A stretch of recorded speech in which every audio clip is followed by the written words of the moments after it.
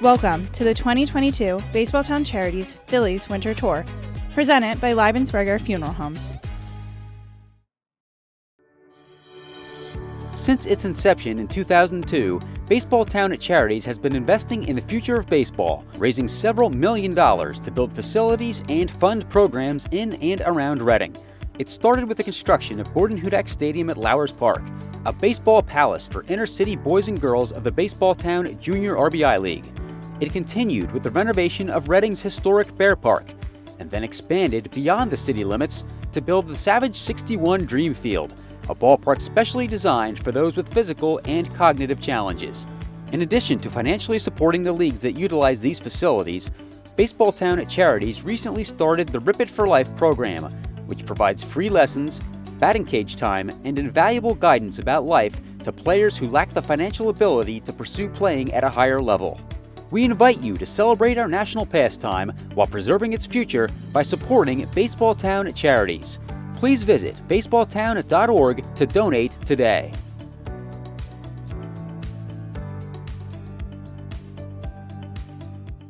Hi, Fightin Phillies fans. This is radio broadcaster Emily Messina with a special guest on with me for the Baseballtown Charities Reading Phillies Winter Tour. It is the one and only Michael Jack Schmidt. Mike, how are you? Hi, Emily. Doing wonderful. I've been, other than rehabbing a rotator cuff surgery that I had about 9 weeks ago, everything else is good. Weather in Florida has been beautiful. So if you have any connection with Philly spring training or anything like that, you should be looking forward to some great weather down here. But life's good. Appreciate it. Wow, I'm glad to hear that. Yeah, it has been cold here, and there's snow on the ground of the ballpark. So definitely jealous about your sunny Florida. What do you like to do in your free time now? Do you play a lot of golf? Go fishing down there? Well, no. Normally I would, Emily. Like I said, I had surgery a couple of months ago on my right shoulder, so it's been almost, concentrating totally on rehabbing that shoulder. I was operating with one arm for a while, and now I'm back to, almost normal. I still can't do some of the things I'd like to do. I can do some putting and chipping on the golf course, but that's about it for me. Otherwise, it's been, family and calendar stuff and doctor's appointments and stuff like that. I have a lot of days with nothing to do, and then like a half hour into those days, I end up with a full day. So, but life is good, and I'm very blessed. Well, I'm glad to hear that and hope your rehab goes well for you and you got both arms good to go sometime soon. Will you be at spring training this year at all? Yes, I will. Mid-March, I'll be attending the camp for about 4 days. Nothing really baseball related in terms of coaching, putting the uniform on or anything like that. I do some sponsorship work, some marketing work, some ambassadorial stuff for the club for a 4-day weekend while we're there. It's generally one of the weekends when the Philly sponsors are in attendance in spring training, and play a little golf one day and attend a couple of dinners, and a lot of people that I normally spend time with during the season up in Philadelphia that I also do those things with and have done them for about the last, 10 years.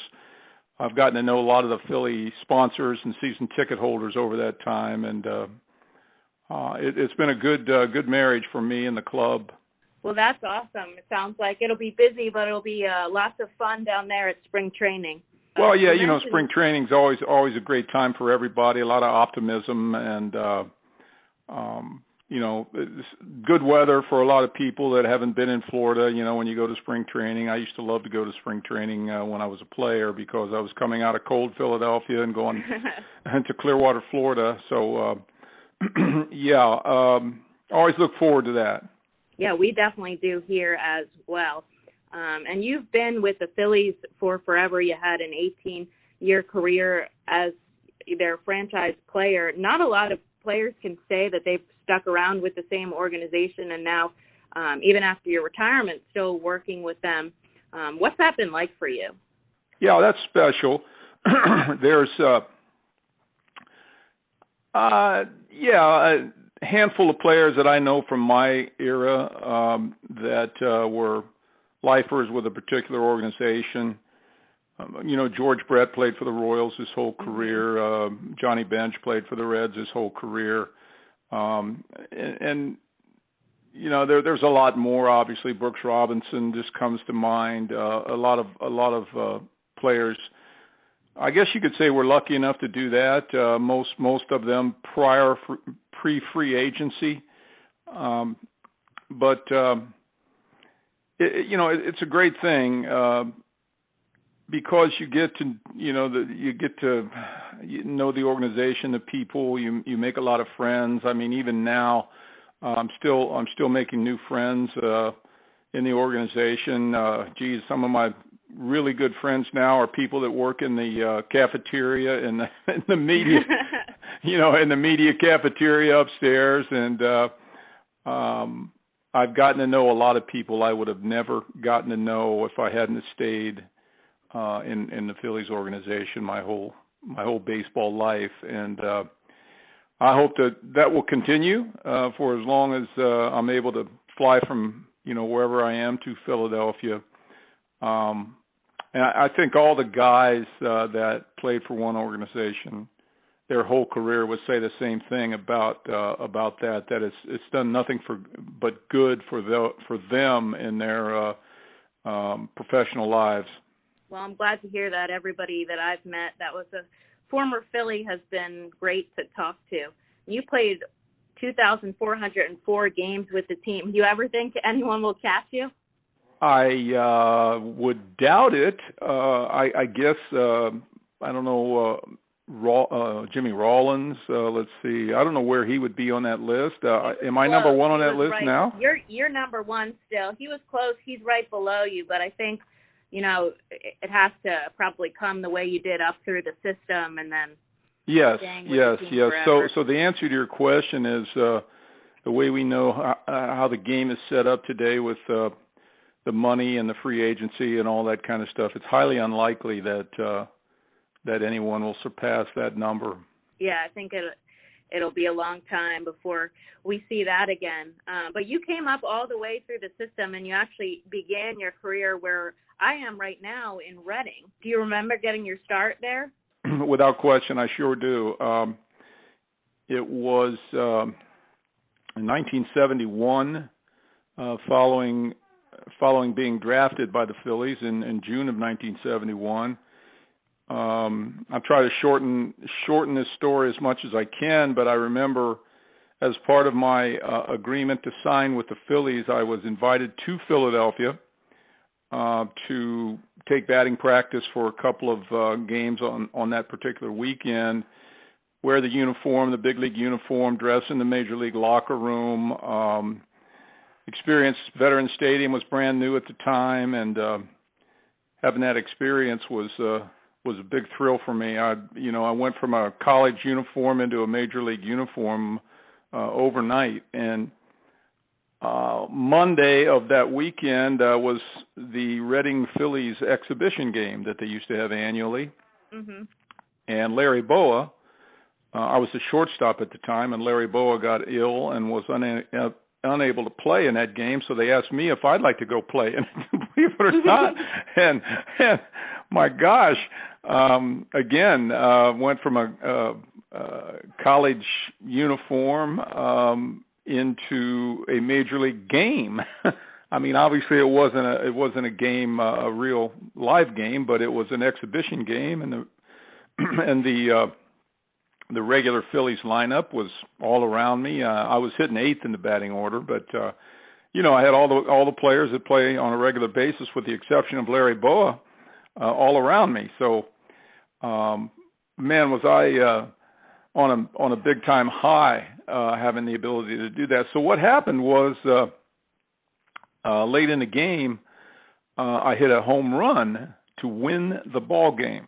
Wow. And amazing how things happen in life. But that one swing, that one home run, I guess kind of set up my trip through the minor leagues with the Phillies. I mean, they had plans to send me to a lower league, you know, Reading being a double-A league, but to a league in an A league, I believe in Spartanburg, and it saved me who knows how many minor league years, that one swing of the bat at Reading.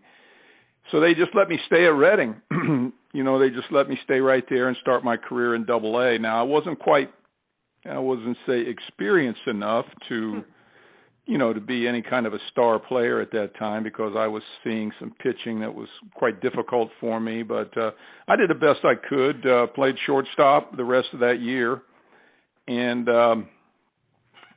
after my game, they had started Bob Boone as catcher, who was originally the third baseman.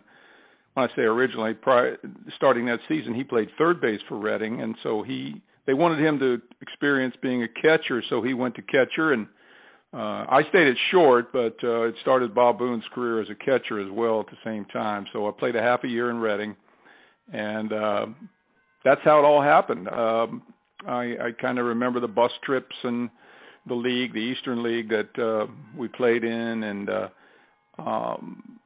the half a year experience in Reading is what started my career. Wow, that sounds like, a heck of a career and a legendary year. And I heard a rumor, and you could tell me if this is true or not, that when you first signed with the Phillies, you bought a yellow 1971 Corvette Stingray, and you drove it here to America's Classic Ballpark? I sure did. Now, how rumors fly around. Isn't that funny? Yes, I did. Yeah, I'll never forget it. It was, I know right where I went to buy it, and bought it right off the showroom floor, and it was a very, very special time. Now, that car was, went by today's standards for sure, ridiculously cheap. Now, back then, paying for that car wasn't cheap. It was pretty high price back then, but I think it was like $7,000 or something like that for a car that's over 100, you know, like $80,000 nowadays. And so, yeah, I treated myself to a little bonus gift. Yeah, as you deserve. That's incredible. Must have felt on top of the world. Now, my teammates at the time kind of let me know it. The college phenom who drove up in a yellow Corvette, you know, and they didn't let me off the hook on that one. You know what's funny? That still happens today. When the guys drive up in these tricked out Jeeps or big trucks, they still get joked around for it. Yeah. Bonuses nowadays are a little bit different than they were when I played. But yeah, you know, I think when the young guys come into a little bit of money like that, they make sure mom and dad have a nice home, and make sure they have a nice car, right? Spreading the wealth there a little bit.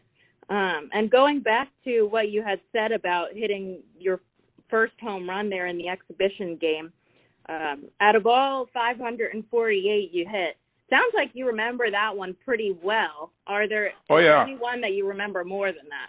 Well, if you start ranking them in terms of importance, it's really hard not to put that right there real close to the top, because it kind of set the tone for my career. I mean, who knows if that home run hadn't happened, how it would have changed my career. You know, timing is everything, and I would have had to spend another year in the minor leagues. I would have had to have gone to another, you know, a smaller town somewhere, and just would have been a whole different experience. You know, we hope that we can make the best of breaks when we get them, and you know, my career was full of great timing moments, things that happened at the right time for me, and I think most of them I made the best of. But if you want to rank home runs, that home run is surely, when you start comparing them to home runs in the World Series or home runs, the 500th and the last home run and things, the first home run and all of that, I mean, how do you rank one over the other? I guess if I had to rank my number one home run, if I had to rank my home runs, the number one home run I ever hit was the one that put us into the postseason in 1980 up in Montreal, when we had to win 2 out of 3 games to get to the postseason in 1980, and both games I hit a home run to win the game. So those probably were my 2 most important home runs. But my home run to get my career started in Reading, it's right there at the top as well. It's crazy how things like that can change the trajectory of everything. And in that 1980 series, you went on to be, the NL MVP, the World Series MVP, and bring home the first championship to Philadelphia. I can't imagine what that must have felt like for you. It was pretty neat, to tell you the truth, because we had failed the other 3 times we were in the postseason. After failing 3 times, failing a 4th time would have been catastrophic for us young guys in Philadelphia. Almost like when you really want to shine as a player is when, the chips are all on the line. The postseason, my postseason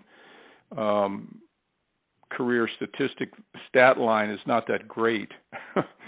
But, except when it mattered there in 1980. Well, I know, but I mean, in the other postseason games that I played prior to that, they weren't standout by any means, and we got beat twice by the Dodgers and once by the Reds there in the middle 70s, and now we got into the postseason in 1980, and the difference in the team really was that we had Pete Rose on the team and a couple of new faces that were really good young players coming off the bench, and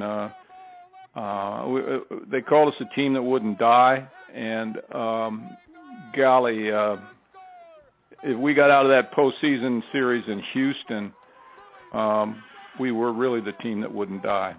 That's incredible. It sounds like you remember it so well. Do you still have the ring? Oh, absolutely. It's in. Well, I don't have it on my finger, but I have it in a safe in my bedroom closet. Yeah, definitely have to keep that safe. And then one final thing to wrap it up, of course, would be remiss if I didn't mention your first-year selection into the Hall of Fame. Obviously, World Series is like the pinnacle of the career, but did it feel nice to kind of cap it off with the Hall of Fame recognition, or was the World Series really it? Yeah, Emily, for sure it did. It's very hard to rank those 2 things in a particular order. I'd have to say the accomplishment in 1980 of the team would be impossible to top. That's an individual honor like an MVP or even. Or you're asking me about the Hall of Fame induction. Yeah, that's big time stuff there, but nothing will ever top the memories I have from the 1980 team when we won the World Championship. I mean, just that whole journey from the home run that I told you about in Montreal, through Houston, through Kansas City, through the parade in Philadelphia, and of course, the great individual honors that came along with that. Nothing will ever top the 1980 series or the 1980 team and that experience in my mind. So, yes, the Hall of Fame was absolutely amazing, and it will always be the rest of my life, of course. But I'll never rank anything above the 1980 season. Yeah, I can imagine with the parade in Philadelphia, that was incredible, and then. Have your team career great with the World Series, and then your individual career with the Hall of Fame must have been really nice thing to end your career with. So that's all the questions I have for you today. Is there anything else you want to add here? No, I just wish you guys a wonderful finish to the winter time up there, and enjoy any trips you might take to Florida, and wish the Reading Phillies great luck this year, and keep developing those players down there, because as you saw with last year and a couple years prior, we were always in need of good young players to come up in Philadelphia. I think maybe that's been a little bit of a sore spot over the last 2 or 3 years, is we get some really good players, but when I compare the current day to back in, say, the 1980 season, I mean, we had experienced guys playing on the bench that came off the bench and did the job, and so develop us a few of those kind of guys this year, all right? All right, sounds good. Thank you so much. We'll have to get you back up to Reading sometime soon, too. All right, Emily, I appreciate it. All right, you have a great day. You too. Thank you, Mike. After losing a loved one, families often wonder what next. You'll find the answer at Leibensberger Funeral Homes. Everyone who walks through our doors is treated with respect and compassion. We take the time to learn about your loved one and celebrate their life with a service that reflects who they really were. Offering 2 locations, ample parking, and a spacious chapel and vestibule. Let our family help your family find peace at Leibensberger Funeral Homes. Thank you for watching the 2022 Baseballtown at Charities Phillies Winter Tour, presented by Leibensberger Funeral Homes. Special thanks also to M&T Bank for their continued support of Baseballtown at Charities.